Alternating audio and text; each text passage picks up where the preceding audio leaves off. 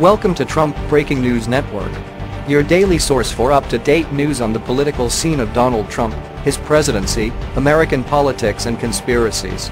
Please subscribe to receive notice of our daily updates. Also share with your friends and your social media.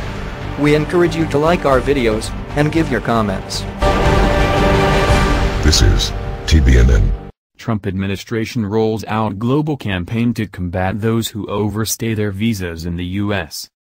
The Trump administration will begin requiring countries with high rates of citizens overstaying select visas in the U.S. to launch campaigns educating people against breaking U.S. immigration laws, senior administration officials announced Friday. The Department of Homeland Security introduced 3 new requirements relevant to the 38 countries that participate in the Visa Waiver Program, an immigration and national security partnership among America's closest allies that allows recipients to visit the U.S. without a visa for up to 90 days. These were part of a series of enhancements that we had looked at and we considered appropriate at this time, but there wasn't a specific threat that prompted this, a senior administration official told reporters Friday morning. One consequence that the administration wants foreigners to understand is that they will not be permitted to re-enter the U.S. visa-free following an overstay.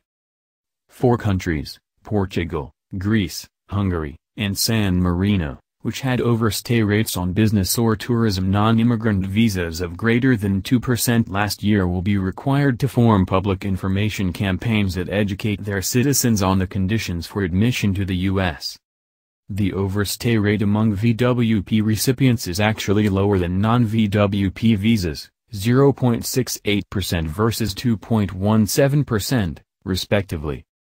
In fiscal 2016, 147,282 VWP recipients overstayed in the country compared to the 21.6 million who left before the deadline. The change to this specific program was made in order to ensure the VWP has the appropriate security requirements in place to make sure terrorists and criminals cannot exploit the program. The United States faces an adaptive and agile enemy, as terrorists continue to explore ways to reach our country and to direct, enable, and inspire attacks against us, Homeland Security Secretary Kirstjen Nielsen said in a statement Friday. It's critically important we stay ahead of these threats by improving our security posture. These enhancements will strengthen the program, and they are part of our continued efforts to raise the baseline for Homeland Security across the board. The U.S. will not tell these 4 countries how to carry out their educational campaign. We think that it's best to work with the countries because they understand their people. They understand how to communicate with their people, how to craft a message and use the right channels to have the greatest impact, another official said. In addition to the public relations campaign mandate, VWP countries will be required to fully carry out existing information sharing agreements, which require the screening of travelers from those countries with U.S. counterterrorism information. DHS and the Transportation Security Administration will also analyze these nations on the effectiveness of safeguard against insider threats in the aviation security environment.